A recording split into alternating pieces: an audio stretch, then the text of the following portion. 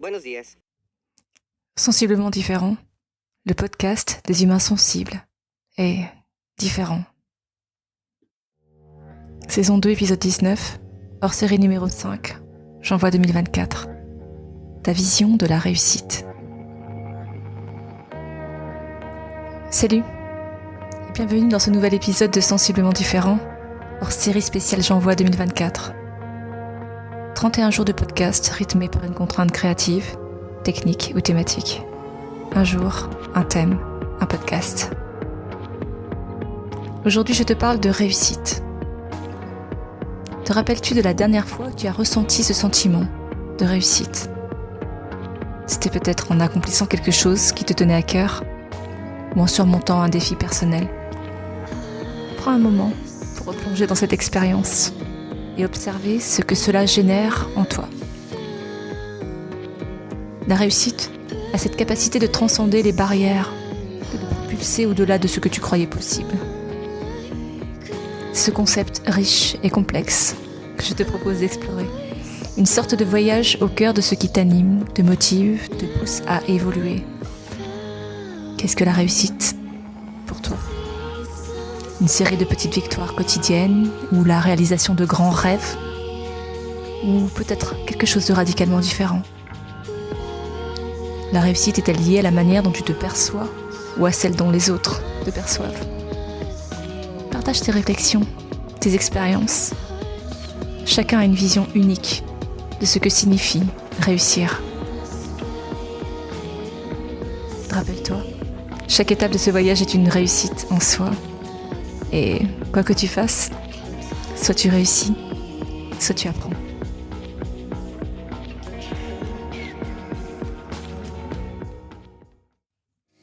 Je m'appelle Magali Darnay, je suis thérapeute en kinésiologie transpersonnelle, podcasteuse, coach émotionnelle, musicienne, chanteuse. J'agis comme révélateur.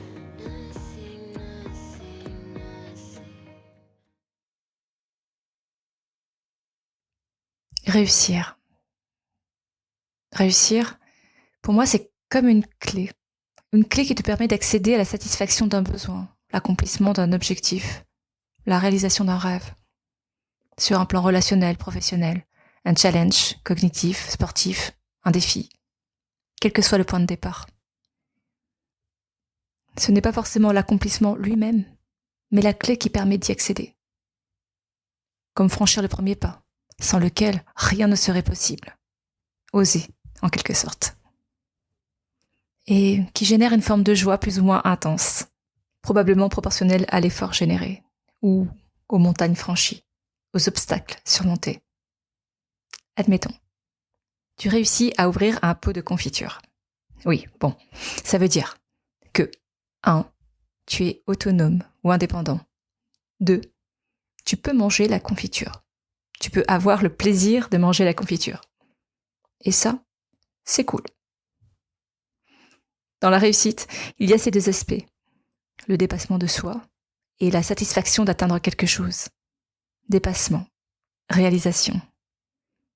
Si j'imagine quelqu'un qui a réussi, ce que je vois, c'est une personne sereine, qui a consacré du temps, de l'énergie à construire quelque chose de plus grand qu'à son point de départ, qui a exprimé, à travers sa réalisation, son plein potentiel, qui est son propre chef-d'œuvre, à nul autre pareil. La réussite qui me touche personnellement ou qui m'inspire, comme tu veux, c'est celle du dépassement de soi. Plus les obstacles sont nombreux au départ, plus cela force mon admiration, y compris quand c'est le dépassement d'une peur. Lorsque je vois une personne faire preuve de courage et surmonter un obstacle, y aller de tout son cœur, de toute sa rage. Tu me suis ? Le courage. Je suis touchée. Bim. Dans ma pratique, c'est ce qui m'anime. Voir les personnes s'aligner avec qui elles sont, exprimer leurs particularités, dégager un boulet ou franchir une étape avec ce même boulet. Être fière d'elle-même. Ça me fait vibrer total. Un enfant, par exemple, qui n'ose pas prendre la parole devant les autres, qui répète et répète encore sa prestation, n'importe laquelle, 1 fois, 2 fois, 1000 fois, 3 millions de fois, et qui, un jour, se lance. Je vais te dire, peu importe le rendu final, il m'emmène direct, Je crois que réussir, pour moi, c'est faire preuve de courage, se mettre soi-même au monde et le transmettre aux autres. Et puis, être content de soi, un peu, beaucoup, éclater de joie même. Je suis moins spécialiste des réussites collectives, mais la mise en œuvre d'un effort commun vers la réalisation d'une création, d'une construction, d'une performance, sportive ou autre, génère un sentiment profond d'appartenance à quelque chose de plus grand que soi. Dans les réussites collectives, il y a cette magie de la collaboration, où les compétences individuelles se complètent pour former une force collective. Une sorte de subtile orchestration. As-tu déjà été impliqué dans une réussite collective qui t'a marqué ? Le sentiment d'appartenance à une communauté qui partage des objectifs communs peut être une source puissante de motivation. Lorsque chacun contribue à la réussite de l'autre, ça crée une culture commune, une atmosphère où les défis sont surmontés ensemble. Ça, c'est la synergie. Les réussites collectives peuvent être célébrées comme des moments de triomphe partagés, renforçant ainsi les liens entre les membres d'une équipe ou d'une communauté. Que ce soit sur le plan professionnel, associatif, personnel, les moments de victoire créent des souvenirs durables, voire inoubliables, et renforcent le tissu social.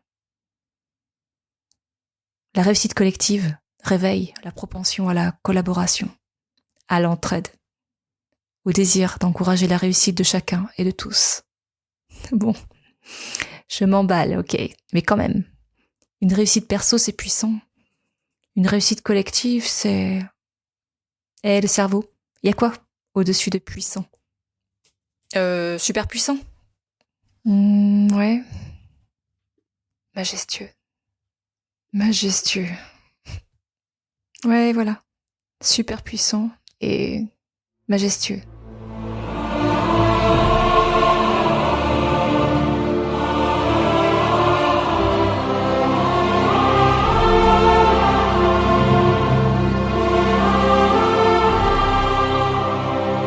Ça y est, on est reparti.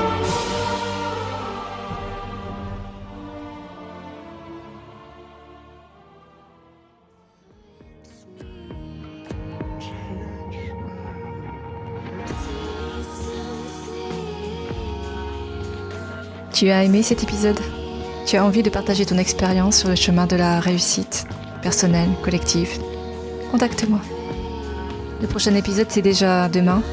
Et demain, on voyage. Bon, ok, c'est toujours une sorte de voyage, mais cette fois, avec une dimension spatio-temporelle. Abonne-toi à ce podcast que tu peux trouver sur toutes les plateformes pour ne rien manquer et participer à cette aventure extraordinaire, la tienne. Tu peux choisir d'être simple auditeur ou de devenir acteur, alors n'hésite pas. Commente, like, partage et rejoins la communauté de Sensible.